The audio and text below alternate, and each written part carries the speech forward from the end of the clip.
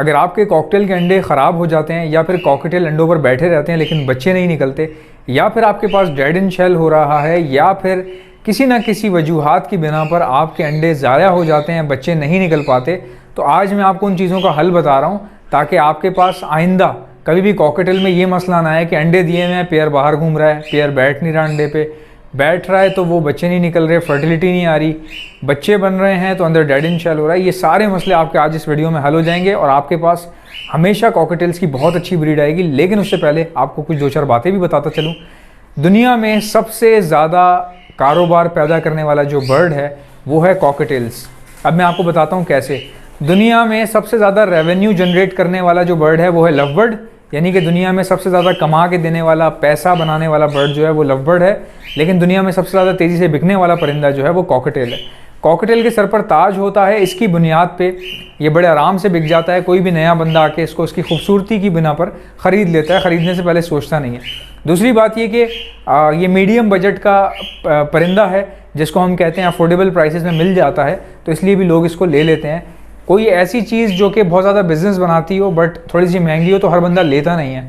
लेकिन कॉकटेल्स में ऐसा है कि इनका बिज़नेस भी बहुत अच्छा है और इनकी प्राइस भी बहुत ही एवरेज है, तो लोग बड़ी आसानी से ख़रीद लेते हैं। और मार्केट में कॉकटेल बहुत ही कम आते हैं बिकने के लिए, यानी कि जो बिकने के लिए आते हैं उसमें से भी 70% बेकार होते हैं, ख़राब होते हैं, 30% काम के होते हैं और वो 30% फ़ौरन खाली हो जाते हैं। क्योंकि मैं खुद कॉकटेल ख़रीदता हूँ।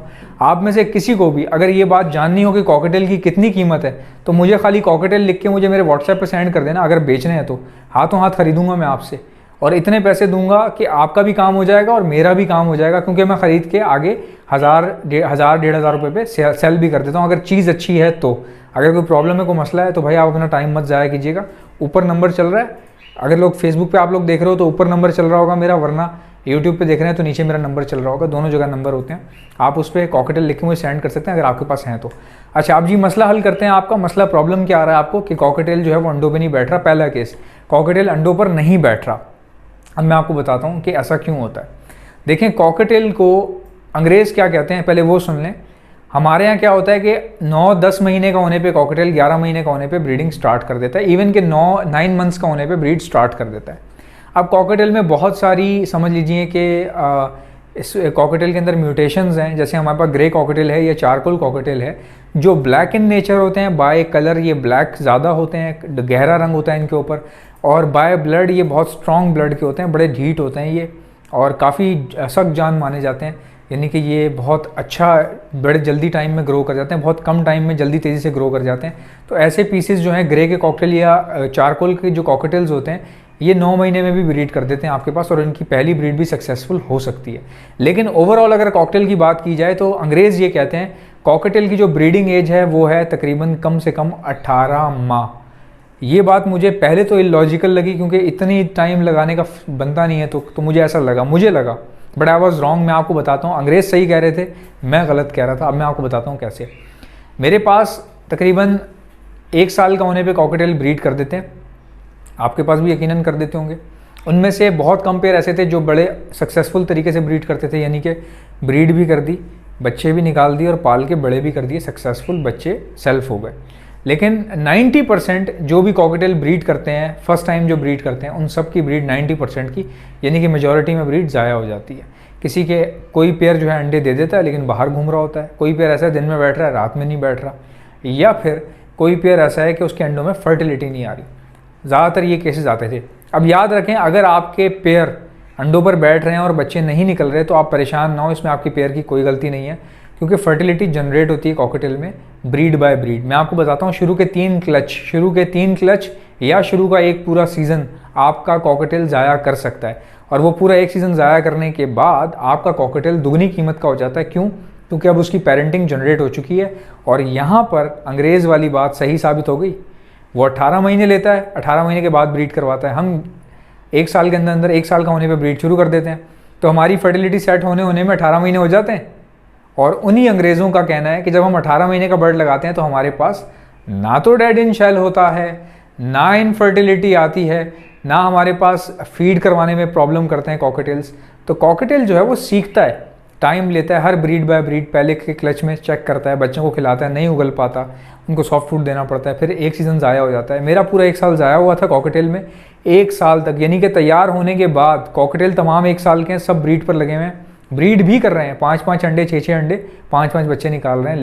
सो गाइज, अपना दाना ज़ाया होने से बचाइए, क्योंकि आप लोग कहते हैं दाना महंगा है, दाना महंगा है। ये बात बिल्कुल सच है कि दाना महंगा है, बट ये जो इक्विपमेंट है ये ज़्यादा सस्ता है। अगर आप ये ले लेंगे तो आपका ज़िंदगी भर दाना बचता रहेगा, क्योंकि भाई 400 से ऊपर तो कैनरी सीड चला गया है। तो अब आप सोचिए कि इसकी कीमत इतनी नहीं है जितना आप दाना ज़ाया कर देते हैं बर्ड का, बिकॉज बर्ड जो है वो दाना खाता कम है और गिराता ज़्यादा है। मैं आपको इसकी क्वालिटी शो कर देता हूँ कि बेसिकली इसका प्रोसीजर क्या है।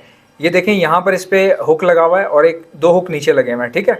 जो आपके पिंजरे का दरवाज़ा है वो आप ऊपर करेंगे और नीचे वाले पिंजरे के जो आपकी तारें होंगी वो इसके ऊपर ये आ जाएगा, और ऊपर वाला जो गेट है वो गेट ऊपर होने के बाद इसी पे वापस आके नीचे गिर जाएगा हुक की तरह से। मैं आपको दिखा देता हूँ, ये इसका हुक है, ठीक है। गेट वापस इस पर आ जाएगा, और ये मैं यूज़ भी कर रहा हूँ, इनको मैं ट्राई कर चुका हूँ, माशाल्लाह से बहुत अच्छे हैं ये। लेकिन ये सीड कंटेनर है, इसमें आप पानी नहीं डाल सकते, पानी के लिए दूसरा वाला आता है। और इसका इस्तेमाल करने का तरीका आपको बता देता हूँ कि ये किस तरह से काम करता है, इसकी वर्किंग बता देता हूँ, इसकी मटेरियल क्वालिटी बता देता हूँ आप लोगों को। देखें, इसमें होती हैं अंदर 3 लेयर्स, ठीक है। पहली लेयर ये है जहाँ से दाना निकल रहा है, ठीक हो गया, ये इसकी फर्स्ट लेयर है। यहाँ से परिंदा क्या करता है, चोंचे मार मार के बस निकालता रहता है और खाता रहता है। इसके अंदर चूँकि घुसने की जगह ही नहीं है, क्योंकि ये पूरा बाहर का जो फ्रेम है, इसके अंदर बर्ड को अंदर जाने में प्रॉब्लम होती है। जस्ट वो क्या करता है, मुँह मार सकता है खाने के लिए।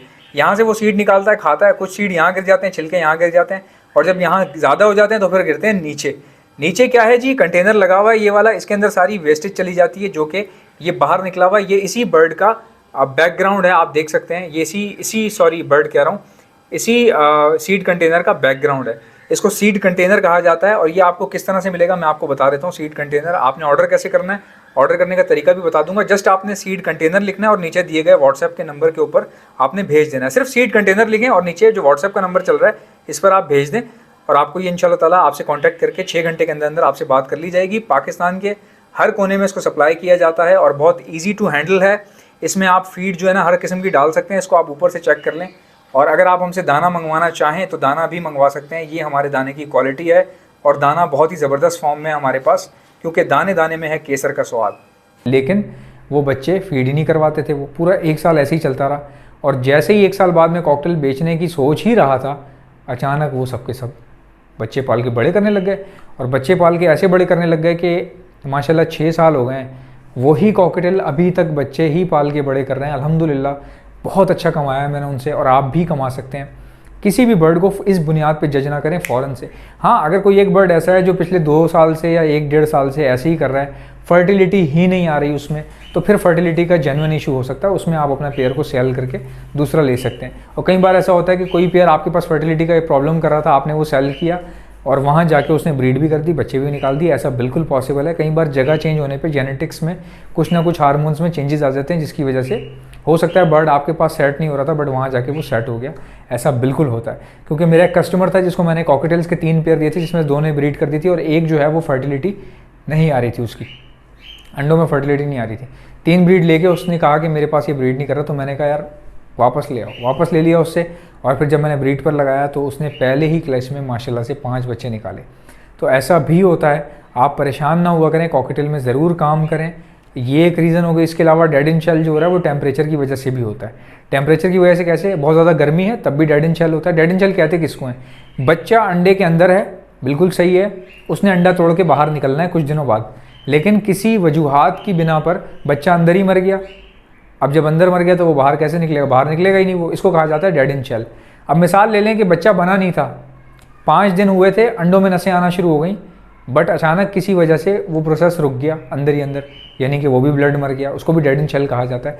चाहे बच्चा मरे या नसें आने के बाद वो मर जाएं तो डेड इन शेल कहलाते हैं। जब भी आपके अंडों में से बच्चे ना निकले तो उनको निकाल के फेंकने से पहले तोड़ के देखें कि क्या फर्टिलिटी नहीं आ रही इसमें, या बच्चे थे डेड इन शेल हुआ है। आप लोगों को पता ही नहीं चलता, आपके पास क्या होता है, आपको यही नहीं पता ना कि प्रॉब्लम क्या है। आप लोगों के पास जैसे अंडे दिए, अंडे ख़राब हो गए, आपने अंडे उठाए फेंक दिए, आपने इतना जहमत नहीं की कि यार टॉर्च मार के देख लूँ कि डेड इन शेल हुआ है या फर्टिलिटी ही नहीं आई। किसी को बताओगे तो क्या बताओगे कि फर्टिलिटी नहीं आ रही या डेड इन शेल हो रहा है। जब मैं पूछता हूँ कि डेड इन शेल हो रहा है, ओहो ये तो हमने चेक ही नहीं किया, अंडे ही फेंक दिए हमने। तो ये चीज़ें होती हैं। डेड इन शेल भी हो सकता है आपके पास शुरू के कुछ महीनों में, कुछ टाइम तक पे डेड इन शेल भी हो सकता है, कोई ऐसा मसला नहीं है। और डेड इन शेल मौसम की वजह से भी होता है, बरसात का मौसम हो, बहुत ज़्यादा हब्स हो, गर्मी हो या बहुत ज़्यादा ठंड हो रही हो, उस टाइम पर भी डेड इन शेल हो सकता है। सो गाइज़, आई होप कि वीडियो आपको अच्छी लगी होगी। आप जितने लोग मुझे यूट्यूब पर देख रहे हैं, फेसबुक पर भी ज्वाइन कर लीजिएगा, एहसन ज़फ़र ऑफिशियल के नाम से मेरा पेज है। और जितने लोग मुझे इस वक्त फेसबुक पर देख रहे हैं, मेरा चैनल है यूट्यूब के ऊपर एहसन पेट्स के नाम से, आप मुझे वहाँ पर सब्सक्राइब कर लीजिएगा। बाकी बेचने के लिए जो भी चीज़ें आती हैं मैं फेसबुक पर डाल देता हूँ। इंशाल्लाह मिलते हैं नेक्स्ट वीडियो में, तब तक के लिए अल्लाह हाफ़िज़।